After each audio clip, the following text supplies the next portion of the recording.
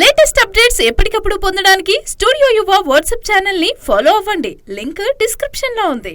కొన్నేళ్ల క్రితం అంటే 80వ దశకం నుంచి 90వ దశకం చివరి వరకు కథానాయకుడిగా ఒక ఊపు ఊపిన హీరో సుమన్. అప్పట్లో మార్షల్ ఆర్ట్స్ తెలిసిన హీరో కావడం, యాక్షన్ సన్నివేశాల్లో తన మార్కును చూపించడంతో సుమన్ కు ప్రత్యేకమైన అభిమానులు అయితే ఏర్పడ్డారు.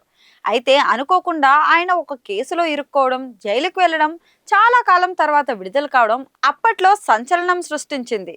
తనను కావాలని కేసులో ఇరికించాలని, కెరీర్ నాశనం చేయాలనుకున్నారని అప్పట్లో సుమన్ సంచలన ఆరోపణలు చేయడం తెలిసిందే. అయితే జైలు నుంచి తిరిగొచ్చాక సుమన్ 10కి పైగా సినిమాలను అంగీకరించి నిర్మాతలకు చుక్కలు చూపించాడట. అంగీకరించిన సినిమాల్లో ఒక్కో సినిమాకు కేవలం 3-4 రోజులు మాత్రమే డేట్స్ ఇచ్చి వారిని ఇబ్బందులకు గురి చేశారట. ఈ విషయాన్ని నిర్మాత మల్లెడి సత్యనారాయణ ఓ యూట్యూబ్ ఛానల్లో మాట్లాడుతూ వెల్లడించారు. అంతేకాకుండా సుమన్ గురించిన పలు ఆసక్తికరమైన విషయాలను కూడా వెల్లడించి షాక్ ఇచ్చారు.